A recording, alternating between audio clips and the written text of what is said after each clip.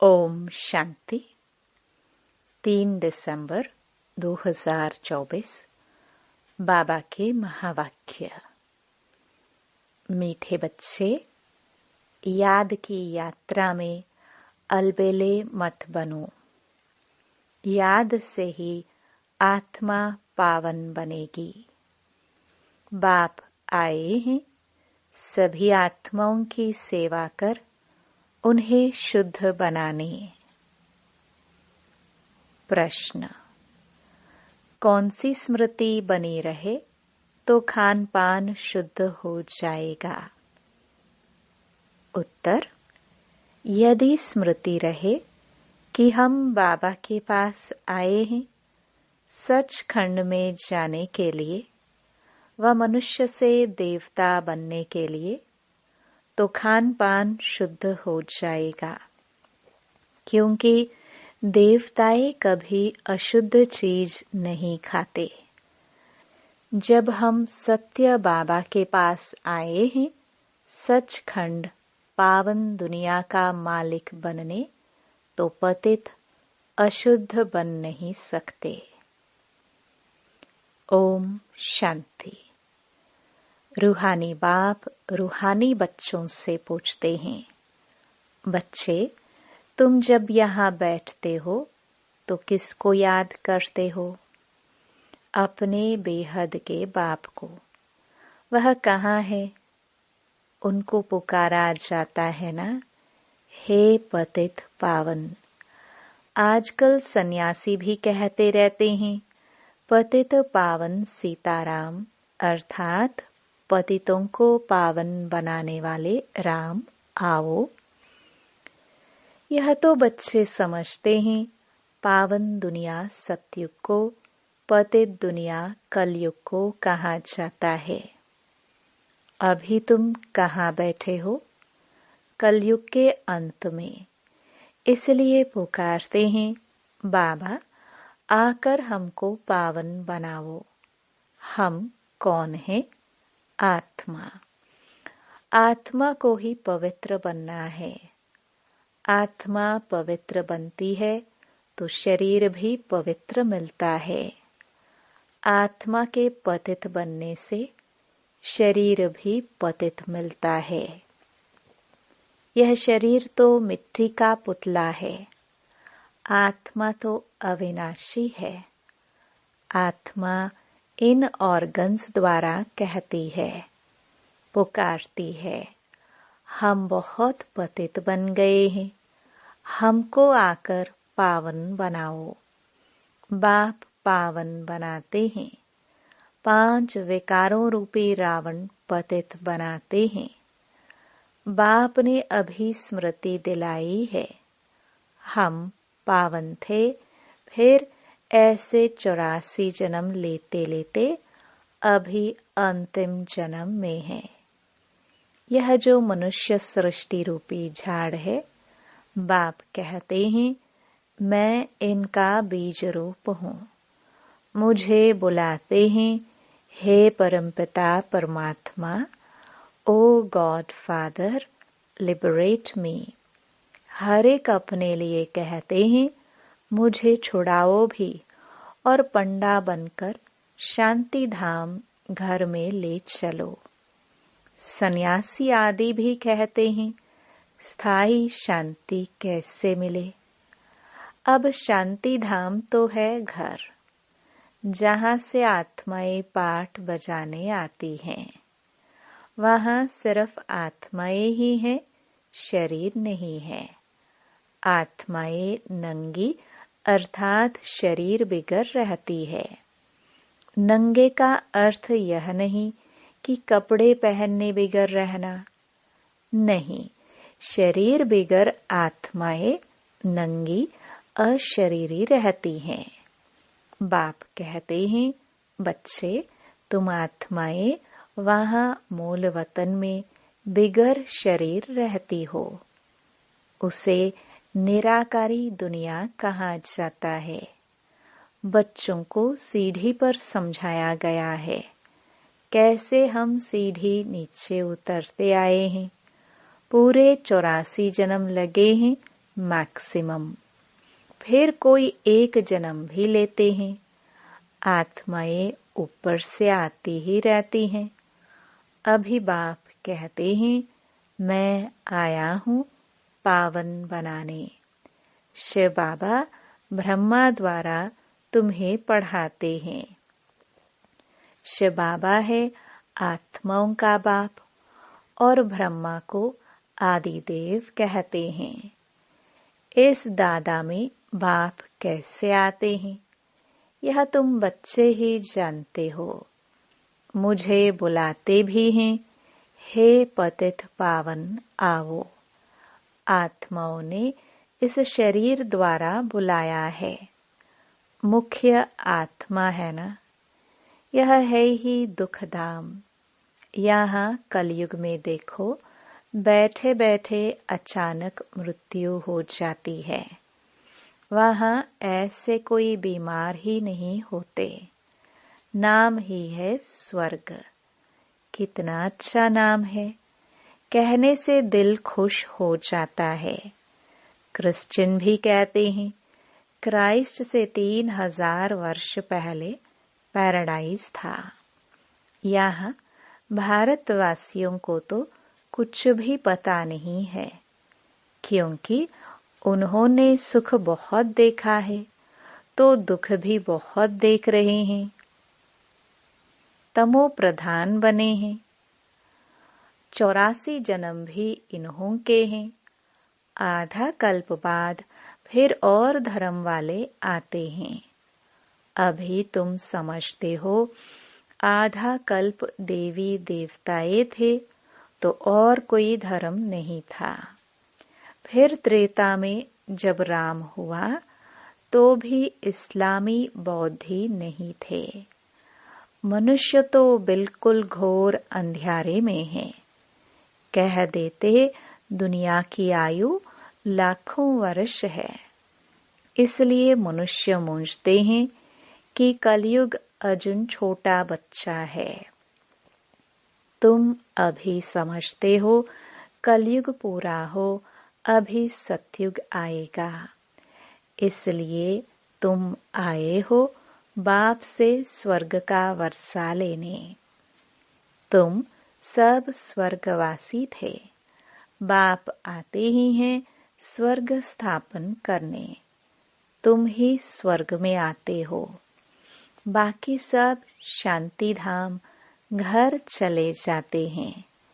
वह है sweet home. आत्माएं वहाँ निवास करती हैं। फिर यहाँ आकर पाठधारी बनते हैं। शरीर बिगड़ तो आत्मा बोल भी न सके। वहाँ शरीर न होने कारण आत्माएं शांति में रहती हैं। फिर आधा कल्प है देवी देवताएं, सूर्यवंशी चंद्रवंशी। फिर द्वापर कलयुग में होते हैं मनुष्य।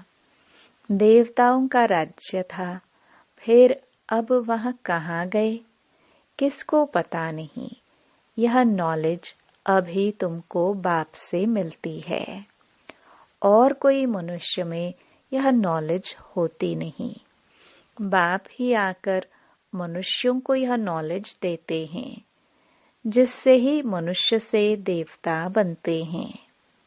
तुम यहाँ आए ही हो मनुष्य से देवता बनने के लिए। देवताओं का खान पान अशुद्ध नहीं होता। वे कभी बीड़ी आदि पीते नहीं। यहाँ के पतित मनुष्यों की बात मत पूछो, क्या क्या खाते हैं। अब बाप समझाते हैं, यह भारत पहले सचखंड था। जरूर सच्चे बाप ने स्थापन किया होगा। बाप को ही ट्रुथ कहा जाता है। बाप ही कहते हैं, मैं ही इस भारत को सचखंड बनाता हूँ। तुम सच्चे देवताए कैसे बन सकते हो, वह भी तुमको सिखलाता हूँ। कितने बच्चे यहाँ आते हैं, इसलिए यह मकान आदि बनवाने पड़ते हैं। अंत तक भी बनते रहेंगे, बहुत बनेंगे, मकान खरीद भी करते हैं। शिव बाबा ब्रह्मा द्वारा कार्य करते हैं। ब्रह्मा हो गया सांवरा, क्योंकि यह बहुत जन्मों के अंत का जन्म है ना। यह फिर गोरा बनेगा। कृष्ण का भी चित्र गोरा और सांवरा है ना। म्यूजियम में बड़े बड़े अच्छे चित्र हैं, जिस पर तुम किसको अच्छी रीति समझा सकते हो। यहाँ बाबा म्यूजियम नहीं बनवाते हैं। इनको कहा जाता है टावर ऑफ साइलेंस। तुम जानते हो, हम शांति धाम अपने घर जाते हैं। हम वहाँ के रहने वाले हैं। फिर यहाँ आकर शरीर ले पाठ बजाते हैं। बच्चों को पहले पहले यह निश्चय होना चाहिए कि यह कोई साधु संत नहीं पढ़ाते हैं। यह दादा तो सिंध का रहने वाला था, परंतु इसमें जो प्रवेश कर बोलते हैं वह है ज्ञान का सागर। उनको कोई जानते ही नहीं। कहते भी हैं गॉड फादर, परंतु कह देते उनका नाम रूप है ही नहीं। वह निराकार है, उनका कोई आकार नहीं है। फिर कह देते वह सर्वव्यापी है। अरे परमात्मा कहाँ है? कहेंगे वह सर्वव्यापी है, सबके अंदर है। अरे हर एक के अंदर आत्मा बैठी है, सब भाई भाई है ना। फिर घट घट में परमात्मा कहाँ से आया? ऐसे नहीं कहेंगे परमात्मा भी है और आत्मा भी है। परमात्मा बाप को बुलाते हैं, बाबा आकर हम पतितों को पावन बनाओ। मुझे तुम बुलाते हो यह धंधा, यह सेवा करने लिए। हम सभी को आकर शुद्ध बनाओ।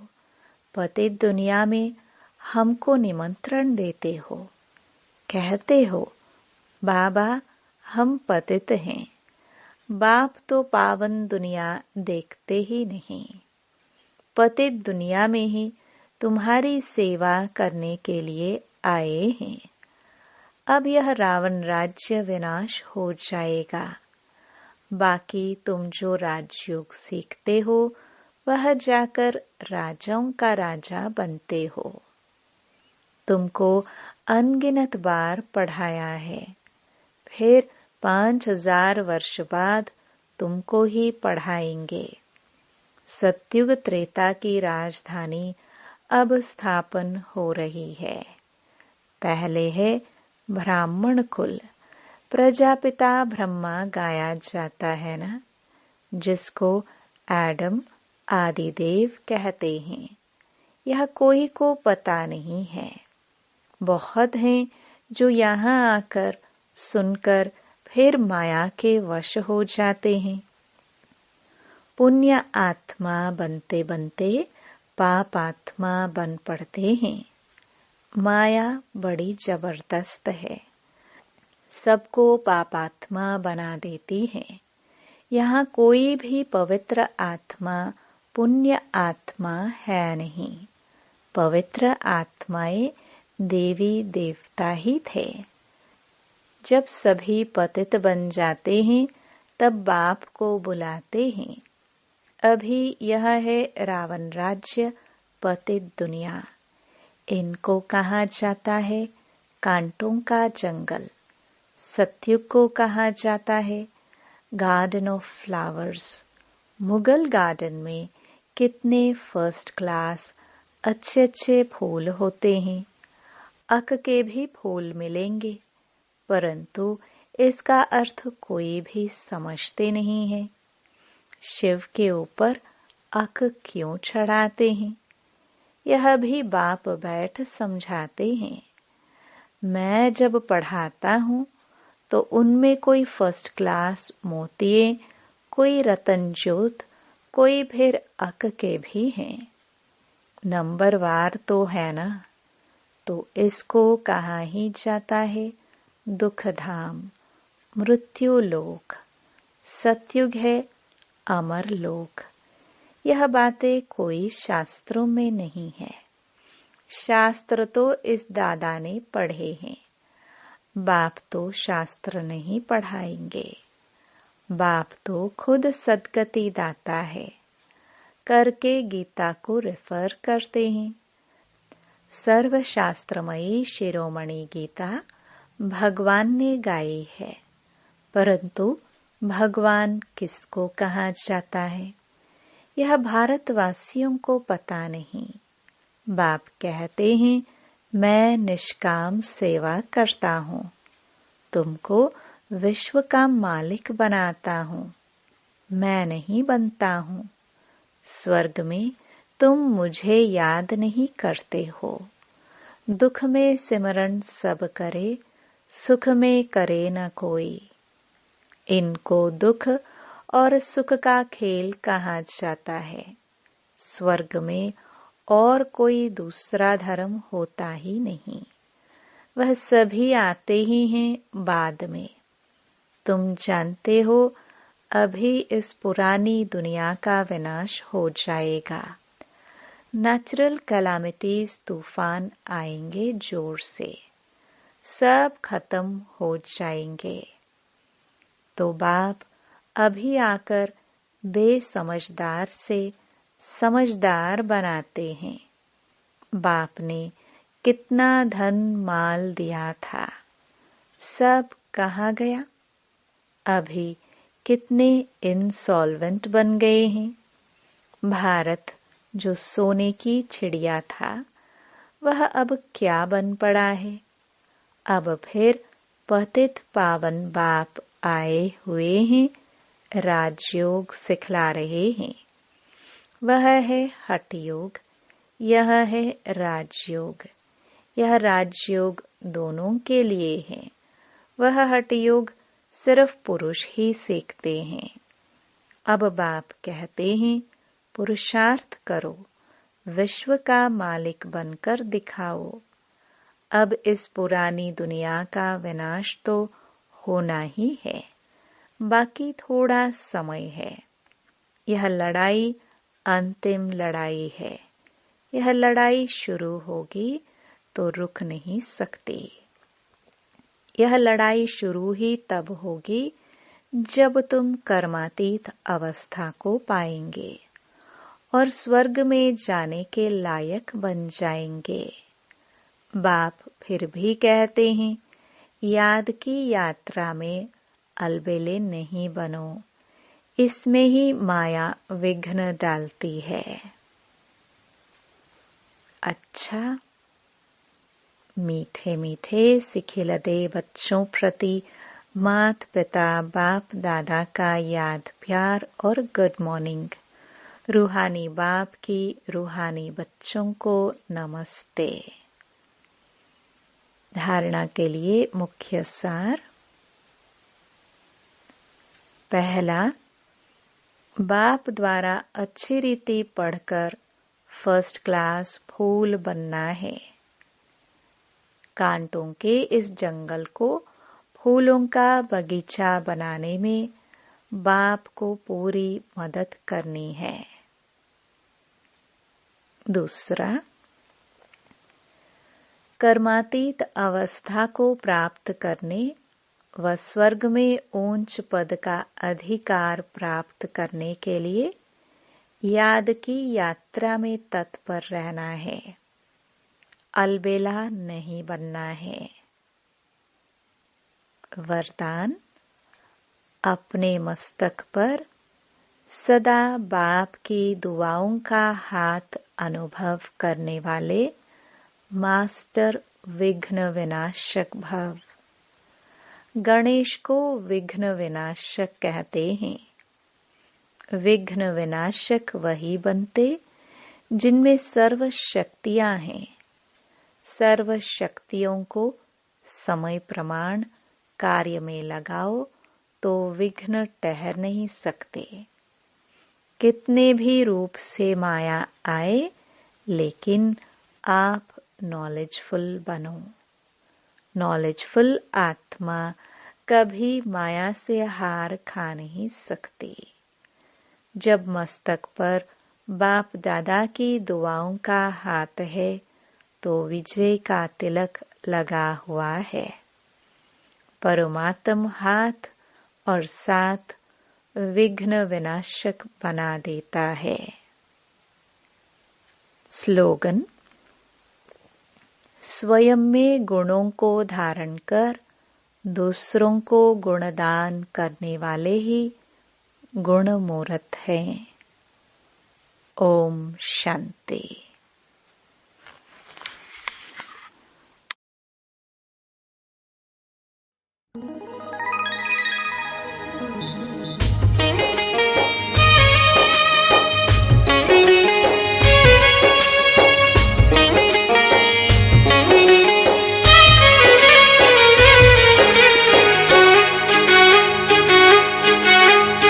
मन खुशी